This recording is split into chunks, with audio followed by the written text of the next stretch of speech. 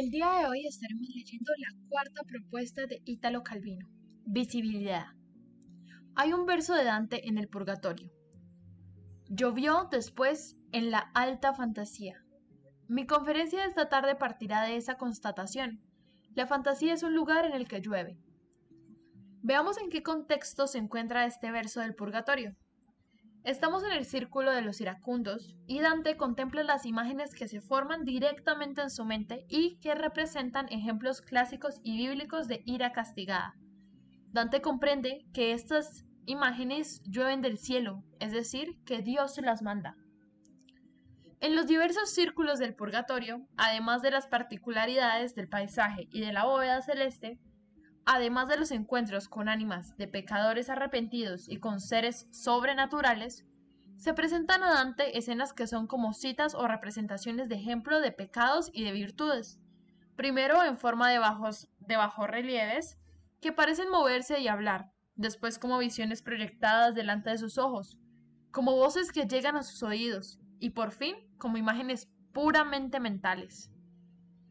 Estas visiones se van interiorizando progresivamente, como si Dante comprendiese que es inútil inventar en cada círculo una nueva forma de metarepresentación, y que es lo mismo situar la visión en la mente sin hacerla pasar a través de los sentidos. Pero antes de hacer esto, es preciso definir qué es la imaginación, y Dante lo hace en dos tercetos. Oh, fantasía que, de cuando en cuando, arrebatas al hombre de tal suerte que no oyera mil tumbas resonando. ¿Quién, si no es el sentido, ha de moverte? Muévete aquella luz que el cielo sella, por sí o por el querer de quien la vierte. Se trata, desde luego, de la alta fantasía, como se especificará más adelante, es decir, de la parte más elevada de la imaginación, diferente de la imaginación corporal, como la que se manifiesta en el caos de los sueños. Aclarado este punto, tratemos de seguir el razonamiento de Dante, que reproduce fielmente el de la filosofía de su tiempo. Oh, imaginación, que tienes el poder de imponerte a nuestras facultades y a nuestra voluntad, y de arrebatarnos a un mundo interior, arrancándonos del mundo exterior, tanto que aunque sonaran mil trompetas, no nos daríamos cuenta. ¿De dónde proceden los mensajes visuales que recibes cuando no están formados por sensaciones depositadas en la memoria? Muévete, aquella luz que el cielo sella, según Dante, y según Santo Tomás de Aquino, hay en el cielo una especie de manantial luminoso que transmite imágenes ideales, formadas según la lógica intrínseca del mundo imaginario, por sí, o por voluntad de Dios, o por el querer de quien la vierte. Dante habla de las visiones que se le presentan a él, el personaje Dante, casi como si fueran proyecciones cinematográficas o emisiones televisivas, recibidas en una pantalla separada de lo que es, para él, la realidad objetiva de su viaje ultraterreno. Pero, para el poeta Dante, todo el viaje del personaje Dante es como estas visiones. El poeta debe imaginar visualmente tanto lo que su personaje ve como lo que cree ver. O está soñando, o recuerda, o ve representado, o le cuentan. Así como debe imaginar el contenido visual de las metáforas de que se sirve justamente para facilitar la evocación visual. Por lo tanto, lo que Dante trata de definir es el papel de la imaginación en la Divina Comedia, y más precisamente la parte visual de su fantasía, anterior a la imaginación verbal o contemporánea de esta. Podemos distinguir dos tipos de procesos imaginativos: el que parte de la palabra y llega a la imagen visual, y el que parte de la imagen visual y llega a la expresión verbal. El primer proceso es el que se opera normalmente en la lectura. Leemos, por ejemplo, una escena de novela o un reportaje sobre un acontecimiento en el periódico, y según la mayor o menor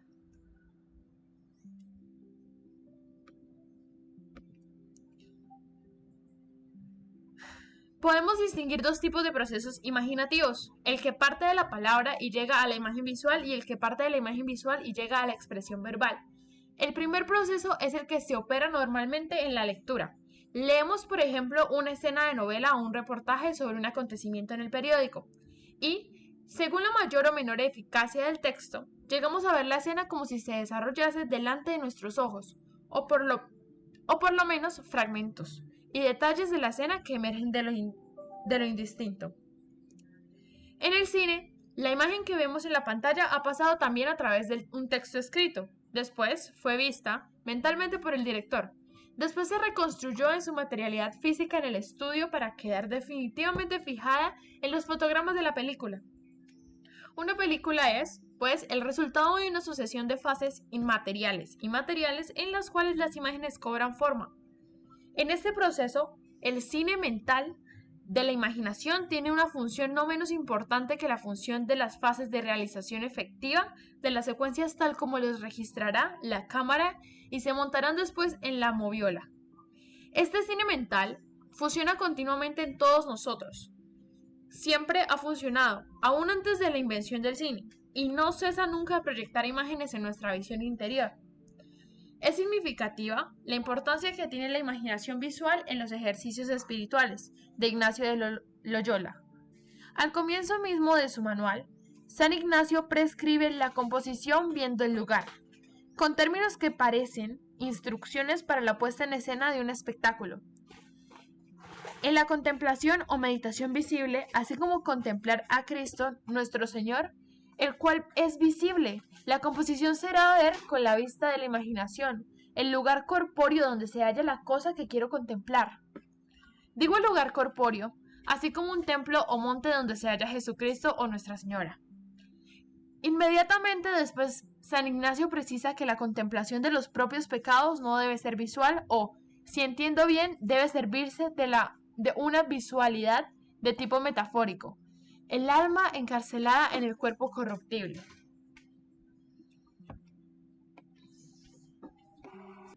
Más adelante, el primer día de la segunda semana, el ejercicio espiritual se inicia con una vasta panorámica visionaria y con espectaculares escenas de masas.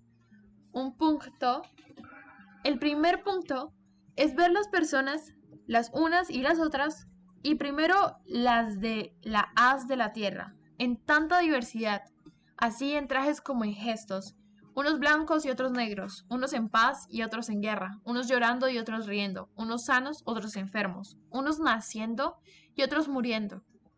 Segundo, ver y considerar las tres personas divinas, como en el susóleo real o trono de su divina majestad, como miran toda la haz y redondez de la tierra, y todas las gentes en tanta ceguedad, y cómo mueren y descienden al infierno. A Ignacio de Loyola nos parece ocurrírsele nunca la idea de que el Dios de Moisés no tolera ser representado en imágenes. Por el contrario, se diría que reivindica para todos los cristianos el grandioso don visionario de Dante y de Miguel Ángel, sin siquiera el freno que Dante se siente obligado a poner a la propia imaginación figurativa frente a las supremas visiones celestiales del paraíso. En el ejercicio espiritual del día siguiente, segunda contemplación, primer punto, el contemplador mismo debe entrar en escena, asumir un papel de acto en la acción imaginaria. El primer punto es ver las personas, es a saber, ver a Nuestra Señora y a Joseph y a la ancilla y al niño Jesús, después de ser nacido, haciéndome yo un pobrecito y esclavito indigno, mirándolos, contemplándolos y sirviéndolos en sus necesidades, como si presente me hallase, como todo acatamiento y reverencia posible, y después reflectir en mí mismo para sacar algún provecho. El catolicismo de la Contrarreforma tenía desde luego un vehículo fundamental en la comunicación visual, con las sugestiones emotivas del arte sagrado desde el cual los fieles debían remontarse a los significados según la enseñanza oral de la Iglesia. Pero se trataba de partir siempre de una imagen dada, propuesta por la Iglesia misma, no imaginada por los fieles. Lo que distingue, creo, el procedimiento de Loyola, incluso de las reformas de la devoción en su época, es el paso de la palabra a la imaginación visual como vía para alcanzar el conocimiento de los significados profundos. También aquí el punto de partida y de llegada están ya establecidos. En el medio se abre un campo de infinitas posibilidades de aplicación de la fantasía individual para representarse personajes, lugares, escenas de movimiento. Los fieles mismos son quienes deben pintar en los muros de la mente frescos atestados de figuras, partiendo de los estímulos que la propia imaginación visual consiga extraer de un enunciado teológico o de un lacónico versículo de los evangelios. Volvamos a la problemática literaria y preguntémonos cómo se forma lo imaginario de una época en que la literatura no se remite a una autoridad o a una tradición como origen o como fin, sino que apunta a la novedad, la originalidad, la invención. Me parece que en esta situación el problema de la prioridad de la imagen visual o de la expresión verbal, que es un poco como el problema del huevo y la gallina, se resuelve decididamente a favor de la imagen visual. ¿De dónde llueven las imágenes de la fantasía? Dante tenía justamente un alto concepto de sí mismo, tanto que no tenía empacho en proclamar la directa inspiración divina de sus visiones. Los escritores más cercanos a nosotros, salvo algún caso raro de vocación profética, establecen enlaces con emisores terrenos como el inconsciente individual o colectivo. El tiempo recobrado en las sensaciones que afloran del tiempo perdido, las epifanías o concentraciones del ser en un solo punto o instante. Se trata, en fin, de procesos que, aunque no partan del cielo, escapan del ámbito de nuestras intenciones y de nuestro control, asumiendo respecto del individuo una suerte de trascendencia. Y no solo los poetas y los novelistas se plantean en el problema. De un modo análogo se lo plantea un estudioso de la inteligencia como Douglas Hofstadter en su famosa obra Gödel-Escher-Bach, donde el verdadero problema es el de la elección entre varias imágenes llovidas en la fantasía. Think, for instance, of a writer who is trying to convey certain ideas which to him are contained in mental images. He isn't quite sure how those images fit together in his mind, and he experiments around expressing things, first one way and then another, and finally settles on some version. But does he know where it all came from? Only in a vague sense. Much of the source, like an iceberg, is deep underwater, unseen, and he knows that. Piénsese, por ejemplo, en un escritor que trata de expresar ciertas ideas contenidas para él en imágenes mentales. No sabe con seguridad absoluta cómo armonizar entre sí. En su mente esas imágenes y hace experimentos. Prueba primero de una manera, después de otra, y finalmente se detiene en una versión. Pero, ¿sabe de dónde procede todo eso? Solo vagamente. La mayor parte de su fuente, como un iceberg, está profundamente sumergida en el agua. No es visible y él lo sabe. Pero tal vez debamos pasar primero revista a las maneras en las que se planteó este problema en el pasado. La historia más exhaustiva, clara y sintética de la idea de imaginación la encontré en un ensayo de James Stravinsky, El imperio de lo imaginario.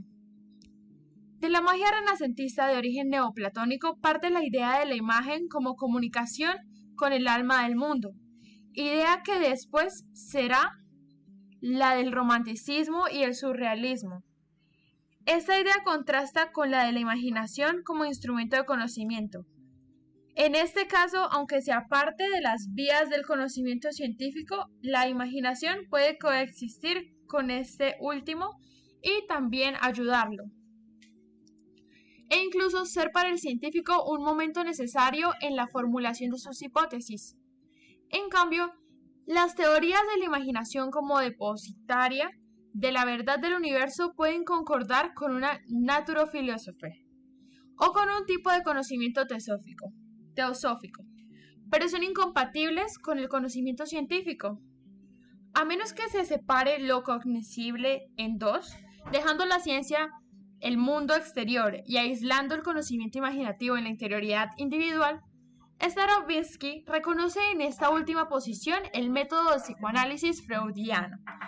mientras que el de Jung queda a los arquetipos y al inconsciente colectivo validez universal.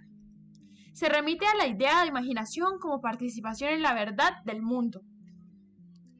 Al llegar a este punto no puedo eludir una pregunta. ¿En cuál de las dos corrientes trazadas por Starobinsky debo situar mi idea de la imaginación? Para poder contestar, tengo que recorrer de nuevo, en cierto modo, mi experiencia de escritor, sobre todo la relacionada con la narrativa fantástica. Cuando empecé a escribir relatos fantásticos, aún no me planteaba problemas teóricos. Lo único de lo que estaba seguro era de que en el origen de todos mis cuentos había una imagen visual.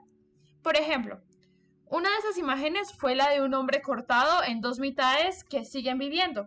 Independientemente, otro ejemplo podría ser el del muchacho que trepa a un árbol y después pasa de un árbol a otro sin volver a bajar a tierra. Otro, una armadura vacía que se mueve y habla como si dentro hubiera alguien. Por lo tanto, al idear un relato, lo primero que acude a mi mente es una imagen que por alguna razón se me presenta cargada de significado, aunque no sepa formular ese significado en términos discursivos o conceptuales. Apenas la imagen se ha vuelto en mi mente bastante nítida, me pongo a desarrollar en una historia, mejor dicho. Las imágenes mismas son las que desarrollan sus potencialidades implícitas, el relato que llevan dentro. En torno a cada imagen nacen otras. Se forma un campo de analogías, de simetrías, de contraposiciones. En la organización de este material, que no es solo visual sino también conceptual, interviene en ese momento una intención mía en la tarea de ordenar y dar un sentido al desarrollo de la historia. O más bien, lo que hago es tratar de establecer cuáles son los significados compatibles con el trazado general que quisiera dar a la historia, y cuáles no, dejando siempre cierto margen de opciones posibles. Al mismo tiempo, la escritura, la expresión verbal, asume cada vez más importancia. Diría que desde el momento en que empiezo a escribir, la palabra escrita es lo que cuenta. Primero como búsqueda de un equivalente de la imagen visual, después como desarrollo coherente de la impostación estilística inicial y poco a poco se adueña del terreno. La escritura será lo que guíe el relato en la dirección en la cual la expresión verbal fluya más felizmente y la imaginación visual no tiene más remedio que seguirla. En las cosmicómicas el procedimiento es un poco diferente, porque el punto de partida es un enunciado extraído del discurso científico. El juego autónomo de las imágenes visuales debe nacer de ese enunciado conceptual. Mi propósito para demostrar cómo el discurso por imágenes, típico del mito, puede nacer en cualquier terreno, aún en el del lenguaje, más alejado de cualquier imagen visual, como el de la ciencia de hoy, incluso al leer el libro científico más técnico o el libro de filosofía más abstracto que pueda encontrar. Una frase que inesperadamente sirva de estímulo a la fantasía figurativa. Nos hallamos, pues, con uno de esos casos en los que la imagen está determinada por un texto escrito, preexiste una página o una sola frase con la que me topo leyendo, y que puede dar lugar a un desarrollo fantástico tanto dentro del espíritu del texto de partida como en una dirección totalmente autónoma. La primera cosmicómica que escribí, La distancia de la luna, es, por así decirlo, la más surrealista, en el sentido de que el punto de arranque basado en la física gravitatoria de vía libre a una fantasía de tipo onírico. En otras cosmicómicas, el plot está guiado por una idea más consecuente con el punto de partida científico, pero rodeada siempre de una envoltura de imágenes afectiva de voces que monologan y dialogan. En una palabra, mi procedimiento quiere unificar la generación espontánea de las imágenes y la intencionalidad del pensamiento discursivo, aun cuando el movimiento de apertura está dictado por la imaginación visual que hace funcionar su lógica intrínseca. Aquello termina tarde o temprano por encontrarse presa en una red donde razonamientos y expresión verbal imponen también su lógica. Como quiera que sea, las soluciones visuales siguen siendo determinantes y a veces, cuando menos se espera, llegan a decidir situaciones que ni las conjeturas del pensamiento ni los recursos del lenguaje lograrían resolver.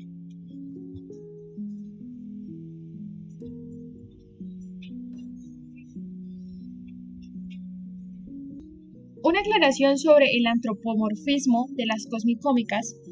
La ciencia me interesa justamente en mi esfuerzo por salir de un conocimiento antropomorfo, pero al mismo tiempo estoy convencido de que nuestra imaginación no puede ser sino antropomorfa. De ahí mi intento de representar antropomórficamente un universo donde el hombre nunca ha existido, más aún donde parece sumamente improbable que exista jamás. Ha llegado el momento de responder a la pregunta que me hice con respecto a las dos corrientes de que habla Starobinsky: la imaginación como fuente de conocimiento o como identificación con el alma del mundo. ¿Por cuál opto? A juzgar por lo que llevo dicho, debería ser un decidido partidario de la primera tendencia, porque el relato es para mí una unificación de una lógica espontánea de las imágenes y de un proyecto guiado por una intención racional. Pero al mismo tiempo siempre he buscado en una imaginación un medio de alcanzar un conocimiento extraindividual, extrasubjetivo. Por lo tanto, sería justo que me declarase más cerca de la segunda posición, la identificación con el alma del mundo. Pero hay otra definición en la que me reconozco plenamente, y es la imaginación como repertorio de lo potencial, de lo hipotético, de lo que no es, no ha sido ni tal vez será, pero que hubiera podido ser. En la argumentación de Starobinsky, este aspecto está presente cuando se recuerda la concepción de Giordano Bruno. El spiritus fantasticus, según Giordano Bruno, es mundus quidem et sinus inexplicabilis formarum et specierum. Un mundo o un golfo nunca saturable de formas y de imágenes. Yo creo que para cualquier forma de conocimiento es indispensable alcanzar ese golfo de la multiplicidad potencial, la mente del poeta y, en algún momento decisivo, la mente del científico funcionan según un procedimiento de asociaciones de imágenes que es el sistema más veloz para vincular y escoger entre las infinitas formas de lo posible y de lo imposible. La fantasía es una especie de máquina electrónica que tiene en cuenta todas las combinaciones posibles y elige las que responden a un fin o simplemente las que son más interesantes, agradables, divertidas.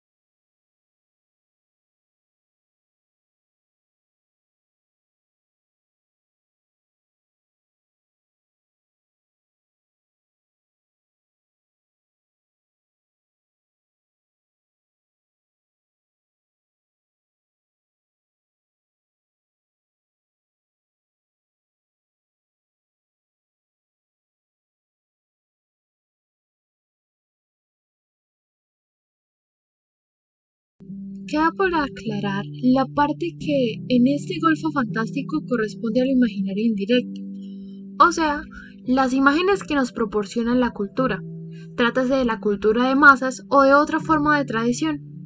Esta pregunta trae otra consigo. ¿Cuál será el futuro de la imaginación individual en lo que suele llamarse la civilización de la imagen?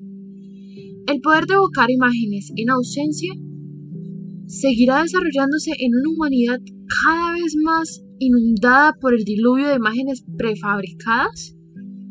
Hubo un tiempo en que la memoria visual de un individuo se limitaba al patrimonio de sus experiencias directas y a un reducido repertorio de imágenes reflejadas por la cultura.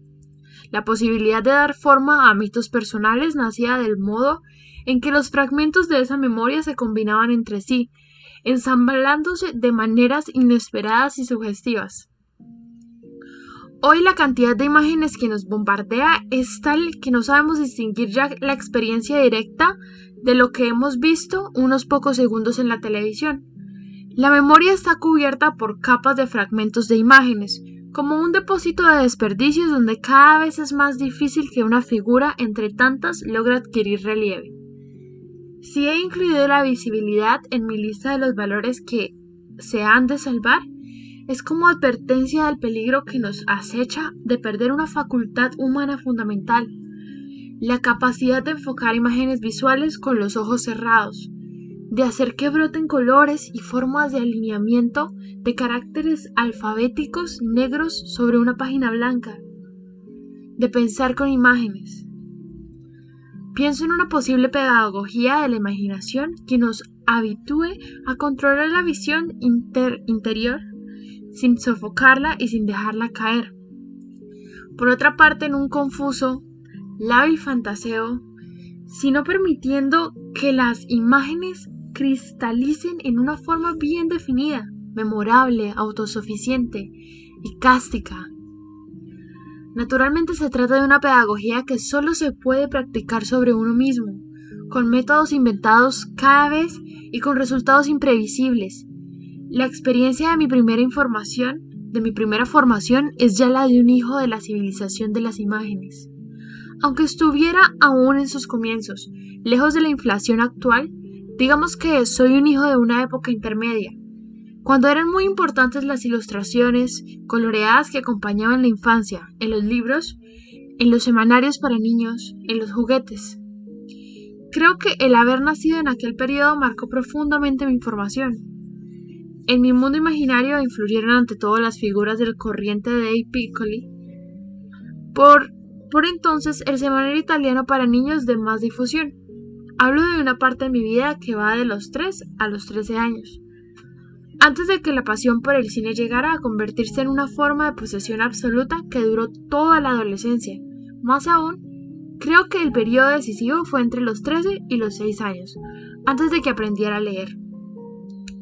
En los años 20, el corriente de Piccoli publicaba en Italia todos los cómics norteamericanos más conocidos de la época: Happy Hooligan, The Katzenjammer Kids, Felix the Cat, Maggie and Jigs, rebautizados todos con nombres italianos. Y había series italianas, algunas de excelente calidad por su gusto gráfico y estilo de época. En aquel tiempo en Italia, el sistema de los ballons con las frases del diálogo no era todavía un recurso habitual. Comenzó en los años 30 cuando se importó Mickey Mouse. El corriente de Piccoli redibujaba las historietas norteamericanas sin los bocadillos, que eran sustituidos por 2 o 4 versos rimados al pie de cada imagen. Pero yo, que no sabía leer, podía prescindir perfectamente de las palabras, porque me bastaba con los dibujos. Vivía con esta revistilla que mi madre había empezado a comprar y a coleccionar ya antes de mi nacimiento, y que hacía encuadernar por años. Me pasaba las horas recorriendo las imágenes de cada serie de un número a otro. Me contaba mentalmente las historias interpretando las escenas de diversas maneras, elaboraba variantes, fundía cada episodio en una historia más vasta, descubría, aislaba y relacionaba ciertas constantes en cada serie. Contaminaba una serie con otra, imaginaba nuevas series en las que los personajes secundarios se convertían en protagonistas. Cuando aprendí a leer, la ventaja que obtuve fue mínima. Aquellos versos simplotes de rimas pareadas no proporcionaban una información esclarecedora. Eran a menudo interpretaciones conjeturales, igual que las mías.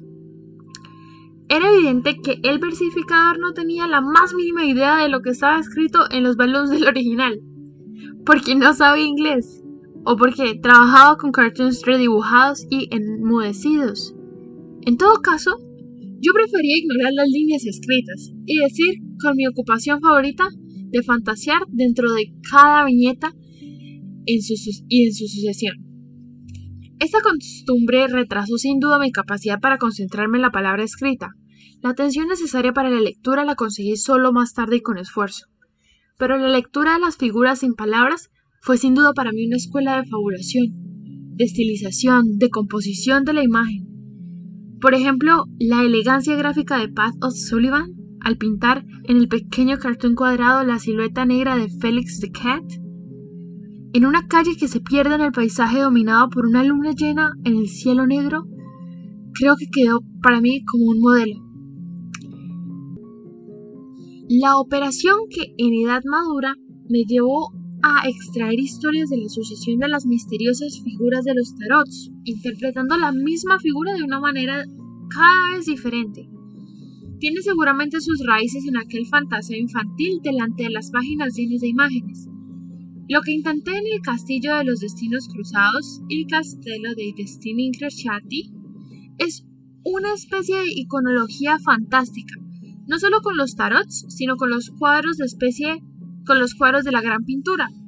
En realidad, intenté interpretar las pinturas de Carpaccio en San Giorgio degli Schiavoni, en Venecia, siguiendo los ciclos de San Jorge y San Jerónimo, como si fueran una historia única, e identificar mi vida con la de Jorge Jerónimo. Esta iconología fantástica se ha convertido en mi modo habitual de expresar mi gran pasión por la pintura. He adoptado el método de contar mis historias partiendo de cuadros famosos, de la historia del arte o de imágenes que ejercen una sujeción sobre mí. Digamos que son divertidos los elementos que concurren a formar la parte visual de la imaginación literaria, la observación directa del mundo real, la transfiguración fantasmal, la y onírica, el mundo figurativo transmitido por la cultura en sus diversos niveles y un proceso de abstracción, condensación e interiorización de la experiencia sensible, de importancia decisiva tanto para la visualización como para la verbalización del pensamiento. Elementos todos en cierta medida presentes en los autores que reconozco como modelos, sobre todo en las épocas particularmente felices para la imaginación visual. En las literaturas del Renacimiento y del Barroco y en las del Romanticismo, en una antología que hice del cuento fantástico en el siglo XIX, seguí la vena visionaria y espectacular que surge de los relatos de Hoffmann, Chamizo, Arnim, Eichendorff, Potocki, Gogol, Nerval, Gautier, Kipling, Wells, y paralelamente a esta vena seguí otra, a veces en los mismos autores, que hace brotar lo fantástico de lo cotidiano, lo fantástico interiorizado, mental, invisible, que culminará en Henry James. ¿Será posible la literatura fantástica en el año 2000, dada la creciente inflación de imágenes prefabricadas? Las vías que vemos abiertas desde ahora pueden ser dos. 1. Reciclar las imágenes usadas en un nuevo contexto que les cambie significado. El postmodernismo puede considerarse la tendencia a hacer un uso irónico de lo imaginario, de lo mass media, o bien la tendencia a introducir el gusto por lo maravilloso heredado de la tradición literaria en mecanismos narrativos que acentúen su extrañamiento. Segundo, hacer el vacío para volver a empezar desde cero. Samuel Beckett ha obtenido los resultados más extraordinarios reduciendo al mínimo elementos visuales y lenguaje, como en un mundo después del fin del mundo. Tal vez el primer texto en el que todos estos problemas están presentes al mismo tiempo sea Le Chef du Inconnu de Balzac. Y no es casualidad que una comprensión que podemos calificar de profética venga de Balzac, situado en una encrucijada de la historia de la literatura, en una experiencia de límite, unas veces visionario, otras realista, otras las dos cosas al mismo tiempo, siempre como arrastrado por la fuerza de la naturaleza, pero también siempre muy consciente de lo que hace. Le Chef du Vieux Inconnu, en el que Balzac trabajó desde 1831 hasta 1837, tenía al principio como subtítulo Conte fantastique, mientras que en la versión definitiva figura como Étude philosophique. En el camino ocurrió que, como declara el propio Balzac en otro cuento, la littérature est tout le fantastique, el cuadro perfecto del viejo pintor Freyhofer, en el que solo un pie femenino emerge de un caos de colores, de una niebla sin forma, es comprendido y admirado por los dos colegas, Porubus y Nicolas Poussin, en la primera versión del cuento. Combien de jussier sur ces morceaux et tuiles. Cuántas delicias en este trocito de tela. Y la modelo misma, que no lo entiende, en cierto modo se sugestiona.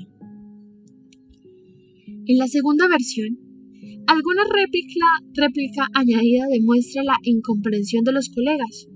Freyhofer es todavía un místico iluminado que vive para su ideal, pero está condenado a la soledad.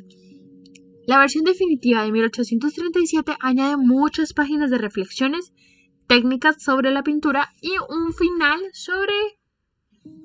donde resulta claro que Freyhofer es un loco que terminará por encerrarse en su presunta obra maestra, para después quemarla y suicidarse. Le Chef du Vieux Inconnu ha sido comentado muchas veces como una parábola del desarrollo del arte moderno. Le Chef du Vieux Inconnu ha sido comentado muchas veces como una parábola del desarrollo del arte moderno. Leyendo el último de esos estudios, el de Hubert Amish, entendí que el cuento puede ser leído también como una parábola sobre la literatura, sobre la divergencia inconciliable entre expresión lingüística y experiencia sensible, sobre lo inacible de la imaginación visual. En la primera versión hay una definición de lo fantástico como indefinible. Admirable expresión. Resume la literatura fantástica. Dice todo lo que escapa a las percepciones limitadas de nuestro espíritu, y cuando la situáis ante los ojos de un lector, este se ve proyectado en el espacio imaginario. En los años siguientes, Balzac rechaza la literatura fantástica que para él había querido decir el arte como conocimiento místico del todo. Emprende la descripción minuciosa del mundo tal como es, siempre con la convicción de expresar el secreto de la vida. Como Balzac vaciló largamente entre hacer de Freyhofer un vidente o un loco. Su cuento sigue conteniendo una ambigüedad en la que reside su verdad profunda. La fantasía del artista es un mundo de potencialidades que ninguna obra logrará llevar al acto. Aquello que experimentamos al vivir constituye otro mundo, que responde a otras formas de orden y desorden. Los estratos de palabras que se acumulan en las páginas como estratos de colores en la tela son a su vez otro mundo, también infinito, pero más gobernable, menos refractario en una forma. La relación entre los tres mundos es ese indefinible del que habla Balzac, o mejor diremos que es indecidible, como la paradoja de un conjunto infinito que contiene otros conjuntos infinitos. El escritor, hablo del escritor de ambiciones infinitas como Balzac, cumple operaciones en que lo infinito de su imaginación o lo infinito de la contingencia experimentable, o ambos, llevan consigo lo infinito de las posibilidades lingüísticas de la escritura. Alguien podría objetar que una sola vida del nacimiento a la muerte puede contener solo una cantidad finita de información. ¿Cómo pueden lo imaginario individual y la experiencia individual extenderse más allá de ese límite? Pues bien, creo que esas tentativas de huir del vértigo de lo innumerable son vanas. Giordano Bruno nos ha explicado cómo el espíritus fantásticos, del cual la fantasía del escritor extrae formas y figuras, es un pozo sin fondo. Y en cuanto a la realidad exterior, la comedia humana de Balzac parte del supuesto de que el mundo escrito puede constituirse en homólogo del mundo vivo, tanto del de hoy como del de ayer y del de mañana. El Balzac fantástico trató de captar el alma del mundo en una sola figura entre las infinitas figuras figuras imaginables. Pero para ello debía cargar la palabra escrita de tal intensidad que ésta terminaría por no remitir ya a un mundo exterior a ella, como los colores y las líneas del cuadro de Fraunhofer. Balzac se asoma a este umbral, se detiene y cambia su programa. Ya no la escritura intensiva, sino la extensiva. El Balzac realista tratará de cubrir de escritura la extensión infinita del espacio y del tiempo, bullentes de multitudes de vidas, de historias. Pero no podría versificarse lo que ocurre en los cuadros de Escher, que Douglas R. Hofstadter cita para ilustrar la paradoja de Goldwell. En una galería de cuadros, un hombre mira el paisaje de una ciudad, y este paisaje se abre para incluir también la galería de lo que contiene y el hombre que lo está mirando. En la comedia humana infinita, Balzac deberá incluir también al escritor fantástico que él es o fue, con todas sus fantasías infinitas, y deberá incluir al escritor realista que él es o quiere ser, empeñado en captar el infinito mundo real de su comedia humana. Pero tal vez el mundo interior de Balzac fantástico es el que incluye el mundo interior del Balzac realista, porque una de las infinitas fantasías del primero coincide con el infinito realista de la comedia humana. De cualquier modo, todas las realidades y las fantasías pueden cobrar forma solo a través de la escritura, en la cual exterioridad e interioridad, mundo y yo, experiencia y fantasía, aparecen compuestas de la misma materia verbal.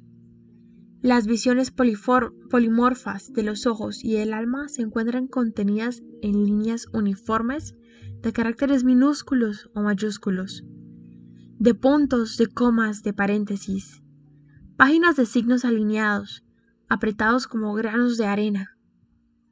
Representan el espectáculo abigarrado del mundo en una superficie siempre igual y siempre diferente, como las dunas que empuja el viento del desierto. Gracias.